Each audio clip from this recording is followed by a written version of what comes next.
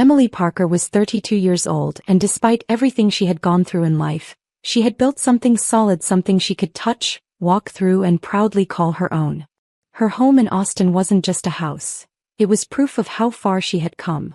Every brick, every room, every polished floor existed because she had worked day and night to grow her company, Riverstone Capital LC, from a laptop in a tiny studio apartment into a successful investment firm.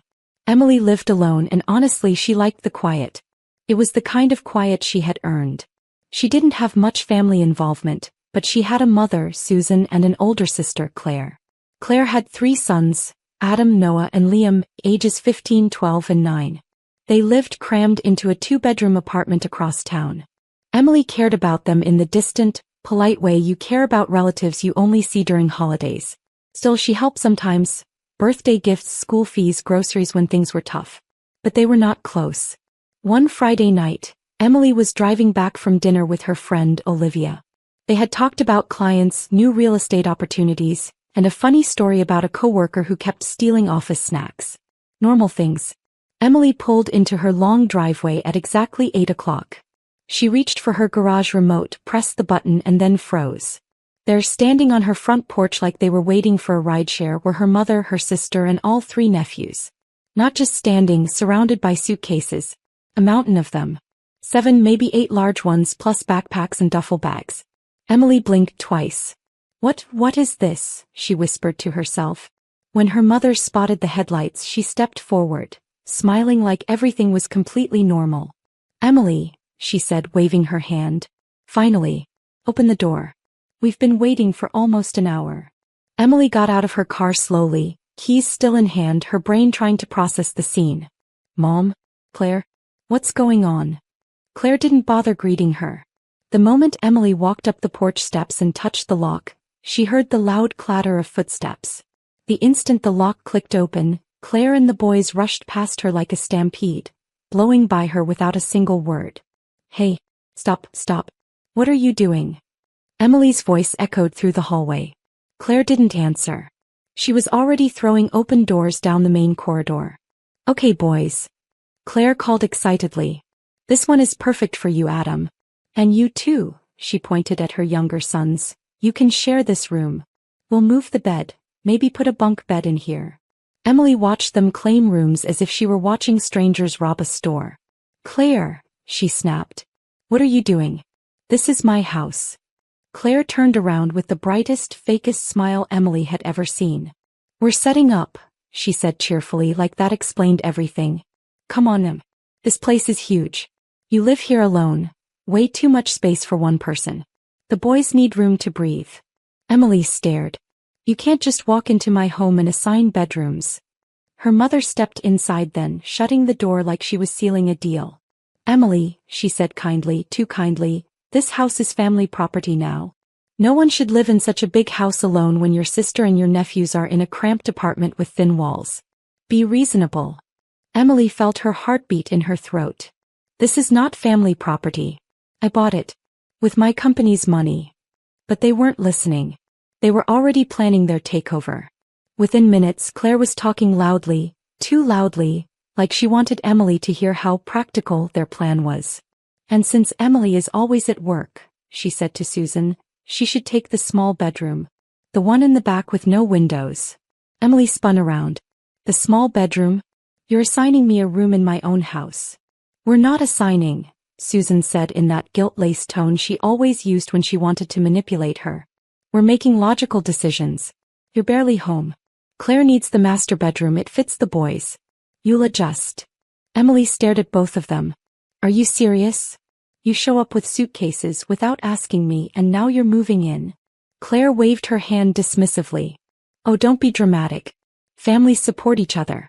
These rooms can finally be useful instead of sitting empty." Emily pulled out her phone. Her hands were shaking. "I'm calling the police. Right now. This is illegal." Claire's head snapped toward her. "You wouldn't dare." "Oh, I would," Emily muttered, dialing. But before she could press the call button, Susan reached into her purse and pulled out something small and metallic. "A key." "My spare house key," Susan said calmly. "The one you gave me months ago. You gave me permission to come here anytime. So I'm not trespassing. None of us are.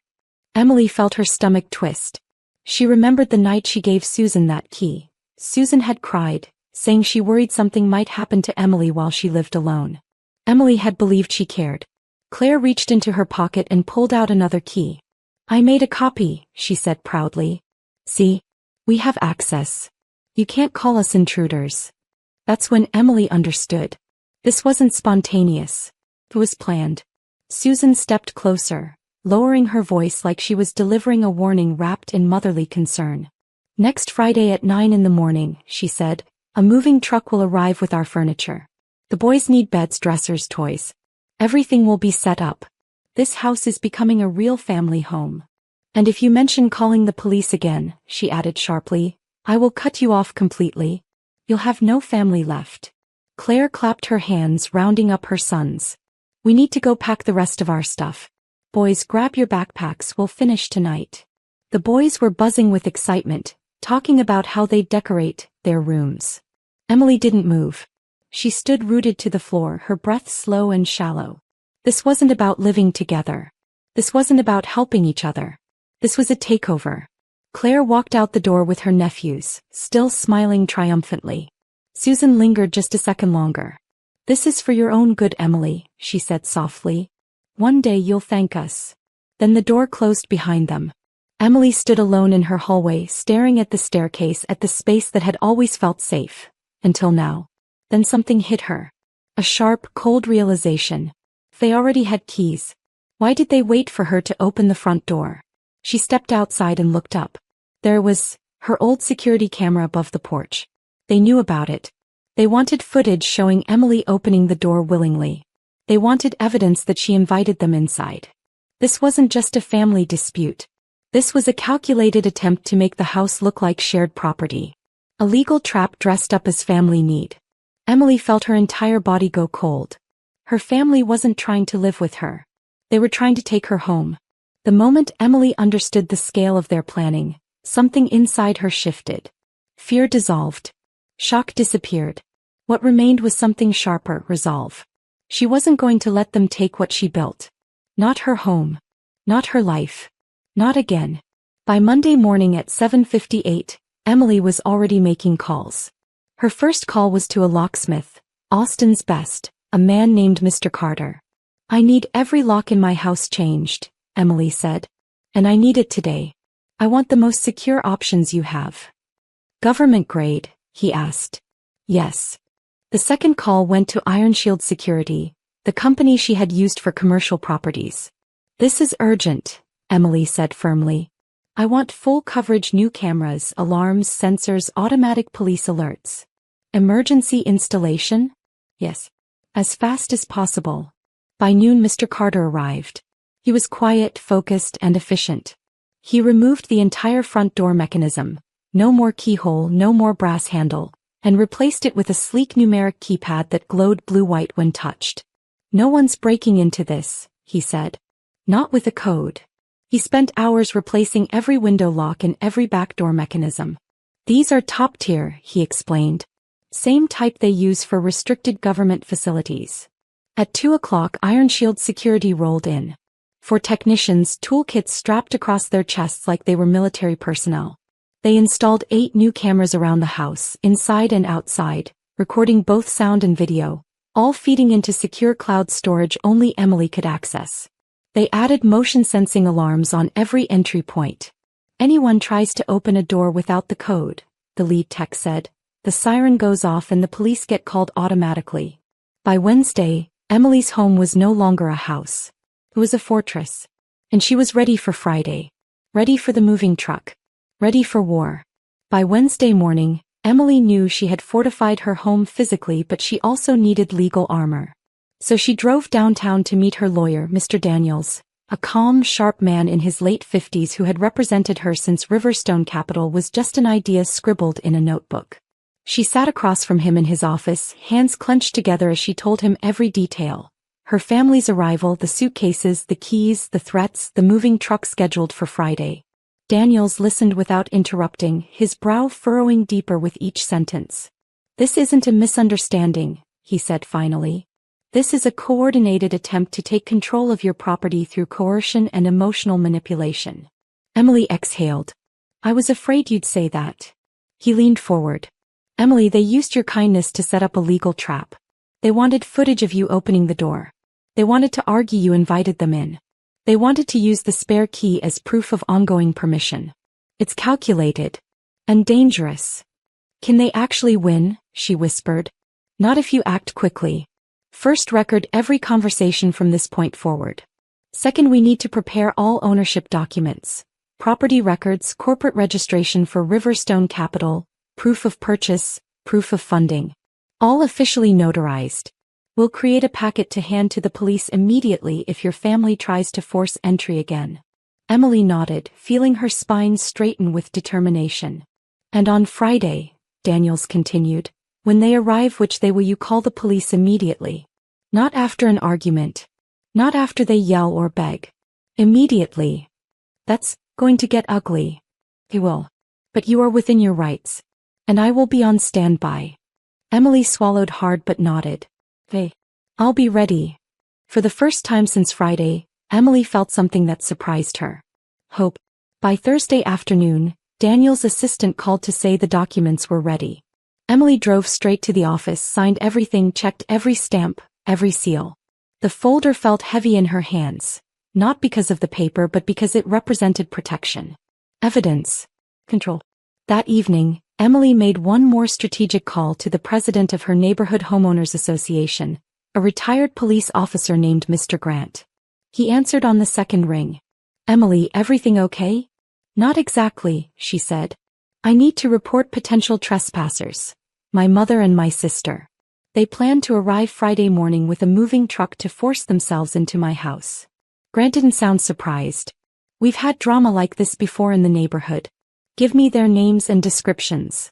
She told him. He sighed. All right. I'll mark them as unwanted visitors. If they show up, I'll come document the situation personally. Thank you, Emily said quietly. After hanging up, she walked through her home, checking every window, every lock, every camera feed. Her house didn't look warm or soft anymore, but it looked secure. Safe. She had built this life by herself and she would defend it the same way. That night, Emily barely slept. She lay awake imagining every scenario: her mother crying on the lawn, Claire yelling at the movers, the boys looking confused, the police arriving. She imagined herself opening the door with the folder in her hand, calm and steady. By morning she had one thought repeating like a drumbeat. I'm not losing my home. Friday came too quickly. At 8:45 a.m., Emily stood in her living room with her tablet propped on the coffee table, watching live footage from her security cameras. She waited. Her pulse raced, but her breathing was slow and controlled. At 8:52, a large U-Haul truck turned onto her street. Emily's jaw tightened. Showtime. The moving truck rumbled to a stop in front of her house, its engine still running. Claire's car pulled up behind it, her headlights flashing as if announcing victory. Emily watched everything from her wall monitor.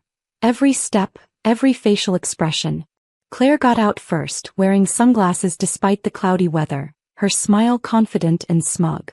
Susan stepped out next, her posture stiff, chin lifted proudly. The movers hopped down from the truck, stretching their arms, waiting for instructions. Emily didn't move from her seat. Claire marched up the steps and grabbed the front door handle only to freeze. Her smile vanished instantly. What is this? Claire whispered, staring at the seamless panel where the old keyhole used to be. Susan climbed the steps behind her. Use your key. There's no keyhole. Claire snapped, panic creeping into her voice. Emily watched them bang on the metal panel, shouting her name, insisting she open the door right now. She didn't respond. She didn't flinch. Every sound was captured clearly by her microphones. Then a third vehicle pulled up, a silver SUV. Mr. Grant stepped out, clipboard in hand, expression calm and professional. Good morning, he said, approaching the porch. Is there a problem here? Yes. Susan exploded. My daughter locked us out of our own home. We have keys. She's refusing to let us in. Grant checked his tablet. According to records filed with the Homeowners Association, you and your daughter Claire are marked as unwanted individuals with no right to enter this property. Unwanted. Claire repeated in disbelief. This is my sister's home. Grant shrugged. And she has the legal right to deny you access. Susan's face turned crimson. This is ridiculous. We're family. Grant didn't blink. And family doesn't grant you ownership. Emily exhaled slowly. The stage was set. Just then Susan pulled out her phone dramatically as if performing for an invisible audience and dialed 911. Hello. I need the police, she wailed. My daughter threw us out. She stole our house. My grandchildren have nowhere to go. Emily almost laughed at how theatrical it sounded on the camera feed. She watched Claire clutch her chest like she was in a soap opera. The movers exchanged uncomfortable glances. Within minutes, a police cruiser rolled onto the street and parked near the curb. 2 officers stepped out, one male, one female. The female officer looked experienced, steady, the type who had seen every kind of family drama imaginable. Susan rushed toward them, dropping to her knees on the lawn. Officers, thank God. My daughter changed the locks. She's keeping us out. We're her family. Claire joined in, tears streaming down her cheeks on command. We have nowhere else to go. Please help us. Emily took a deep breath, picked up the folder Daniels had prepared and walked to the front door. With one press of her finger against the keypad, the lock clicked open. The officers turned to look at her as she stepped outside, folder in hand. Good morning, Emily said calmly. I'm Emily Parker, the legal owner of this property. The senior officer nodded. Ma'am, we received a call about a possible property dispute. I understand, Emily said, handing her the folder. These are the official notarized documents for my home and the company that owns it. No one else has a legal claim. The officer flipped through the pages carefully. Claire and Susan watched, their expressions tightening with each stamp and signature the officer verified. After a long moment, the officer closed the folder and looked directly at Susan. Ma'am, you have no rights to this property. Susan's mouth fell open. Claire's eyes widened. Emily didn't smile, but she wanted to. The officer's voice was firm, steady, and left no room for argument. Attempting to enter a residence without the owner's consent, she said, is considered criminal trespassing under Texas law, even if you are related. But I'm her mother. Susan cried, her voice breaking into an angry sob. That does not give you legal ownership. The officer crossed her arms. You were warned by both the homeowners association and your daughter. You ignored those warnings. Claire stepped forward, pointing a trembling finger at Emily. She gave us keys. She gave us permission months ago. Emily didn't raise her voice. I revoked that permission. I changed the locks. That makes your key irrelevant. The officer nodded. She's correct. Susan's tears evaporated in an instant. Her face twisted with hatred. You ungrateful child, she hissed. Everything I ever did for you. This conversation is over. The officer cut in. You need to gather your belongings and leave. If you refuse, you will be arrested for trespassing and harassment. Claire stared at Emily like she couldn't believe this was happening. You'll regret this, she whispered. Mom is right. You'll die alone. Emily took a step back, keeping her expression calm. I'd rather be alone than exploited. The movers, sensing trouble, quickly climbed into the truck. They didn't want any part of this. Claire hurried to collect the bags from the porch. Susan stormed toward her car, slamming the door with so much force the window rattled. Within minutes, the U-Haul pulled away. Claire's car followed, speeding down the street. The officer stayed only long enough to take notes and hand Emily a business card. If they come back, the female officer said, call us immediately. Emily nodded. I will. When the officers left, she stepped back inside her house, closed the door, and let out a long breath she didn't realize she'd been holding. The house was quiet again. Safe again. Hers again. 3 days later, Emily found herself sitting in Mr. Daniels' office again, the same thick folder open between them. But this time there was no fear in her chest, just certainty. We're filing for a restraining order, Daniels said, tapping the paperwork. Their attempt to move in without consent, their threats, their harassment, their performance to the police. The judge won't hesitate. Emily nodded. Do it. He slid the final signature page toward her. Once this is approved, they cannot come within 500 feet of you or your home. Emily signed her name in one clean stroke. Relief washed through her like warm water. The order was approved 3 days later. And that's when her phone exploded. Voicemails from her mother. Emily, I raised you. You owe me everything. How dare you treat me like this? You'll die alone. Voicemails from Claire. You humiliated us. You ruined everything. You should pay the $3,500 moving truck cancellation fee. You caused this. Texts came in long paragraphs filled with guilt, threats, and dramatic accusations. Emily didn't respond to a single one. She simply forwarded everything to Daniels to be added to the record. Then she deleted their numbers. That night she sat in her living room, watching the glow of the security cameras on her wall monitor. Her house was silent, peaceful, exactly as she wanted it. For the first time in years she realized something powerful. She wasn't alone. She was independent. And she liked it. A week later, Emily's friend Olivia came over for dinner. Salmon in the oven, wine glasses on the counter, and soft jazz playing through the speakers. It felt normal. Safe. Like life had resumed without any cracks. But Olivia's first question wasn't about work or relationships. It was the one Emily knew was coming. Have you heard from them? Olivia asked gently. No, Emily said, pouring wine into 2 glasses. The restraining order keeps them away. But have they tried? Emily sighed. Daniels told me Claire tried sending a letter through a cousin. I told the cousin to throw it away. I don't need to hear excuses. Olivia took a sip of wine. You know people are talking, right? Your mom's telling everyone you stole her retirement plan. Emily snorted. She never had a retirement plan. What she had was a scheme to take my house. Olivia nodded slowly. Your aunts and uncles are taking sides. Let them, Emily said bluntly. They weren't there. They didn't see my mother pull out that spare key like it was a weapon. They didn't hear Claire assigning me the worst room in my own house. Olivia was quiet for a moment. Then she asked, Do you think you'll ever reconcile? No, Emily said without hesitation. They didn't make a mistake. They made a choice. They planned this. They waited for me to unlock the door so it looked consensual. They were ready to take everything I built. A long silence filled the room. Olivia finally nodded. Then you made the right decision. Emily looked around her kitchen. Clean, warm, hers. She agreed. A few days later, Emily ran into her cousin Rachel at the grocery store. Rachel, from her father's side, had always been kind. Never part of the drama, never one to spread gossip. Emily, Rachel said, placing a hand on her cart. Hey, I've been looking for you. Everything okay? Emily asked. Rachel pressed her lips together. Your mom and Claire, they're in bad shape. Financially. Emotionally. It's messy. Emily didn't react. I know about the eviction. It's worse. Rachel looked around, then leaned in. Claire couldn't find a new apartment in time. He and the boys are living with your mom. 5 people in a tiny 2-bedroom. Emily nodded slowly. That's unfortunate. The neighbors are complaining even more than before. The boys hate it. They miss having space. Emily didn't say a word. Rachel's expression softened. You really don't feel anything, do you? Emily hesitated for half a second, then shook her head.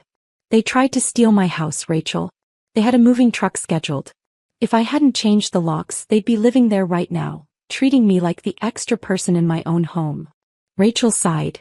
I get it. Honestly, most of the family gets it. People know what happened. They're not siding with them. Emily raised her brows slightly. Good.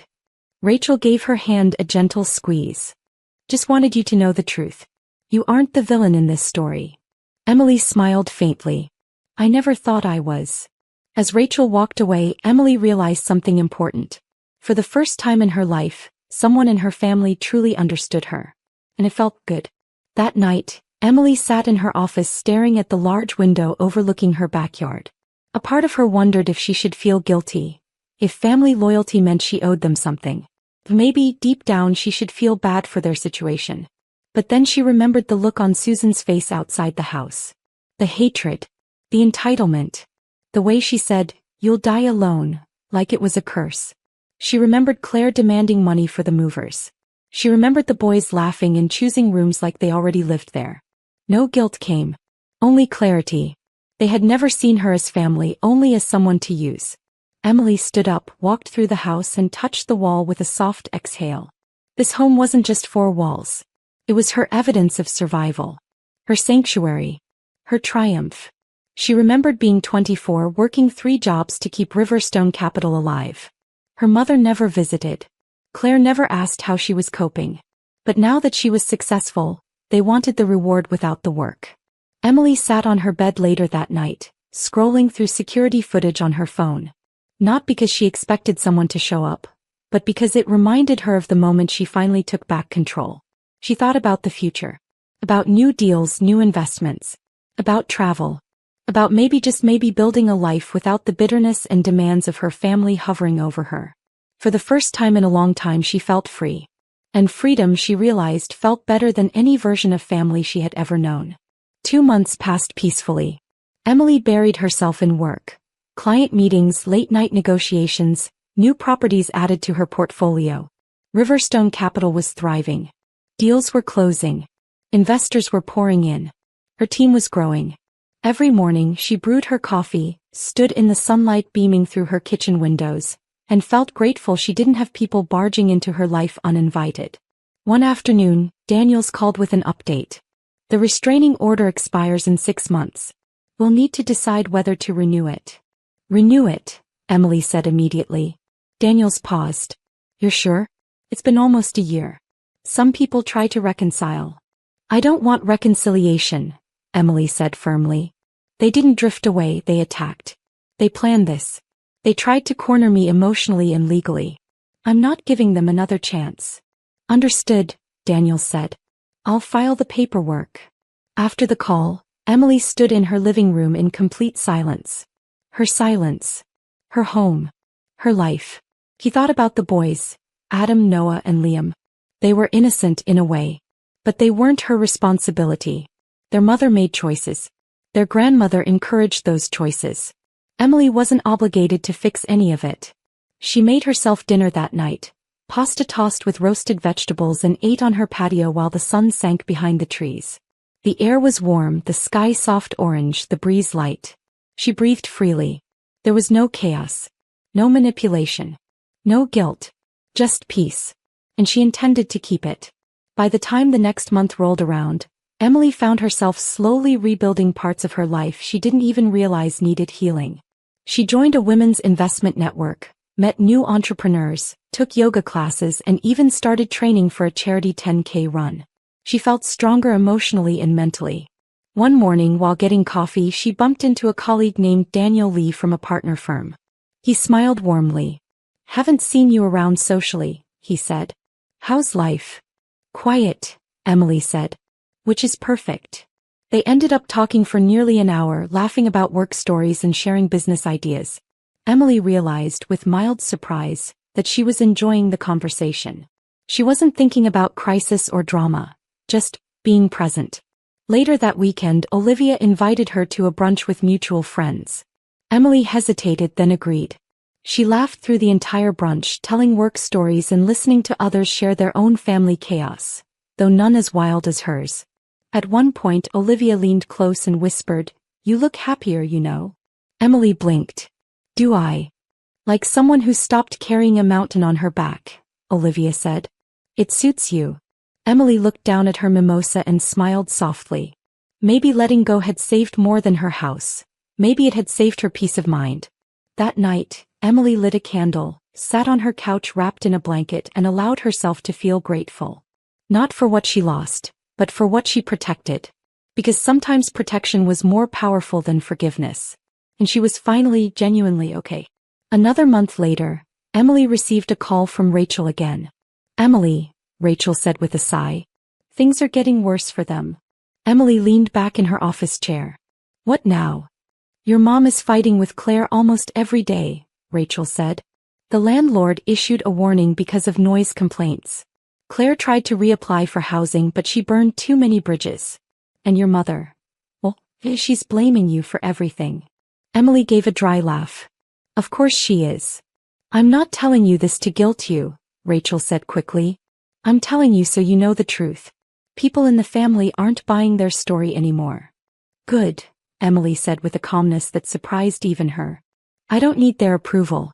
I just don't want lies spreading. Rachel hesitated. Do you want to help them? Emily's answer came immediately. No. Rachel was quiet. Emily continued, her voice steady. Claire isn't homeless by accident. She planned to steal a house instead of renewing her lease. Mom encouraged it. They didn't fail by bad luck. They failed because they tried to take what wasn't theirs. I understand, Rachel said softly. Besides, Emily added, I spent years trying to be the daughter they wanted. Never mattered. I was useful when they needed something, invisible when they didn't. Rachel let out a long breath. I can't argue with that. After they hung up, Emily stared out her office window, feeling a strange mixture of closure and clarity. Her mother and sister were unraveling under the weight of their own actions. She wasn't cheering about it, but she wasn't mourning it either. He was simply free. As the year went on, Emily began traveling more, first to New York for a conference, then to Denver for a major real estate summit. She even took a weekend trip to Santa Fe by herself, exploring art galleries and quiet cafes.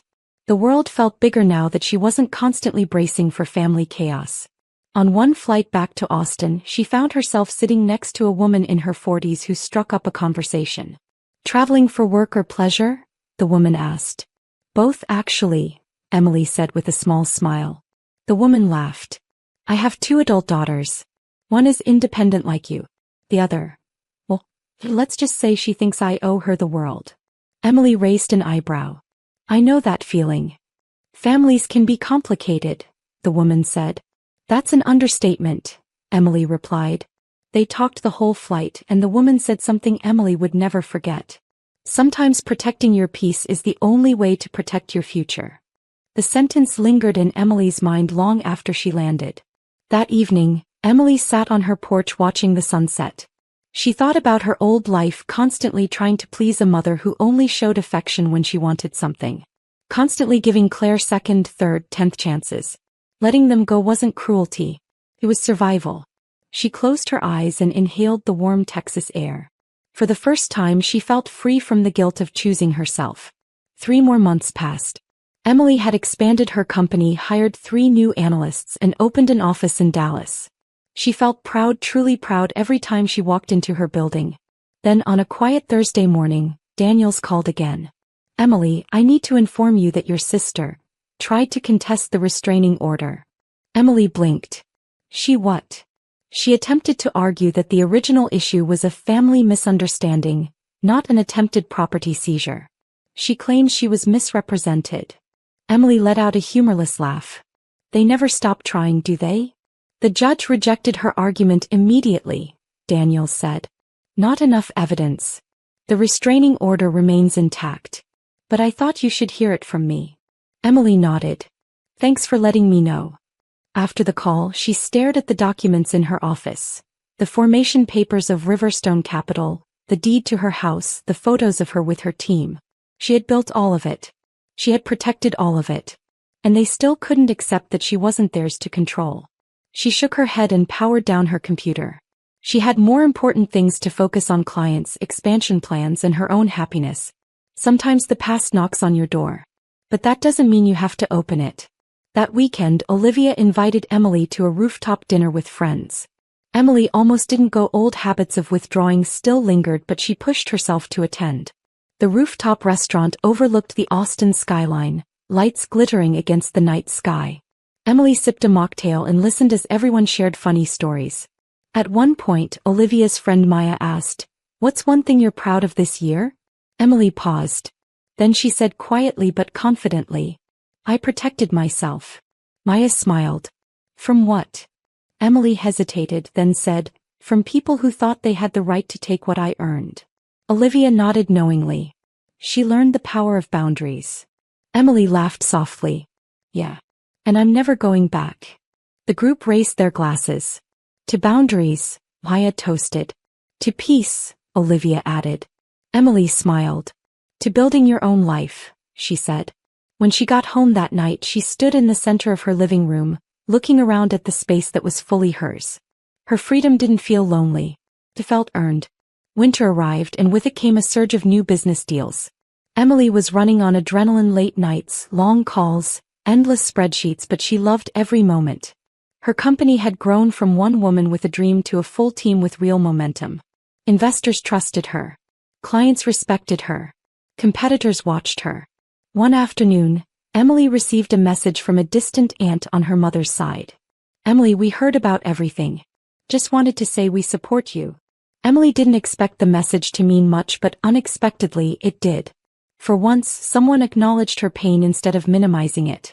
Later that night, Emily walked around her home, the soft hum of the heater, the warm lighting, the smell of fresh coffee in the air. She placed her hand on the staircase railing and whispered, "Thank you." Not to anyone else, to herself. For surviving. For choosing peace. For choosing herself. She realized then that the greatest act of self-love wasn't comfort. It was boundary. As the new year approached, Emily received one more update from Daniels. "Claire has moved out of your mother's place," Daniels said. "She found a low-cost rental 2 towns over. Your mother, however, is still struggling." Emily felt nothing. Not joy. Not sadness. Just neutrality. "That's unfortunate," she said simply. Daniels continued, "Your mother still blames you. She's telling people she was forced out of her own daughter's success." Emily laughed. "Success isn't something you inherit. It's something you build." After the call, Emily sat on her couch flipping through a journal she had started months earlier. She turned to the first page where she wrote, "I will not lose myself to people who don't value me." She smiled. She had kept that promise. In the quiet of that evening, she realized something profound. Family wasn't proven by blood. It was proven by behavior. And behavior had told her everything she needed to know. 3 weeks later, Emily found herself at a charity fundraiser hosted by several local business leaders. Olivia attended with her, and together they mingled among entrepreneurs, CEOs, and partners. At one point, Emily was introduced to a well-known real estate developer. He shook her hand and said, "I've heard a lot about you. Strong, decisive, and focused." Emily raised an eyebrow. "Good things, I hope." He smiled. "The best kinds." They spent part of the evening discussing investment strategies and property cycles. Emily realized something interesting. She was finally being seen for who she was, not what she could provide. When she left the event later that night, she didn't think about her mother or Claire for even a second. Her life had expanded beyond them. She had built new relationships, new opportunities, and new paths. She was no longer the Emily they knew. She had grown past them. And she wasn't looking back. One quiet morning in early spring, Emily stood in her backyard sipping coffee. Birds chirped, sunlight warmed her face, and the world felt impossibly calm. She thought about the people she used to call family, how their manipulation once held power over her. But now even the memory felt distant, like a chapter from another person's life. Her phone buzzed with a message from Olivia. "Brunch tomorrow? My treat." Emily smiled and typed back, "Absolutely." She spent the day working on a new investment model, then took a walk through her neighborhood. People waved at her. Real neighbors, real community, not the toxic ties she had left behind. Later, she sat at her dining table reviewing some documents when she paused and looked around. The house no longer reminded her of the invasion attempt. Instead, it reminded her of her strength. The storm had passed. She had survived. And she was thriving. Sometimes the greatest victory wasn't revenge. It was peace. A few months later, Emily drove to a lakeside retreat for a weekend getaway alone. She checked into a small cabin surrounded by trees, sat on the wooden deck, and watched the water ripple gently under the afternoon sun. No noise. No conflict. Just herself. She picked up her journal and wrote, "I didn't lose a family. I removed people who didn't behave like one." She closed the notebook and smiled, deeply, genuinely. Her mother had once screamed she would die alone. But Emily realized something beautiful. Being alone isn't the same as being lonely. Loneliness was living with people who took and never gave. Peace was living with people who respected boundaries, or living alone if needed. Emily watched the sunlight dance across the lake and felt a full, quiet certainty settle in her heart. She didn't regret protecting her home. She didn't regret cutting off her mother and sister. She didn't regret choosing herself. Thanks you for watching, and please remember to tell us where you are watching from.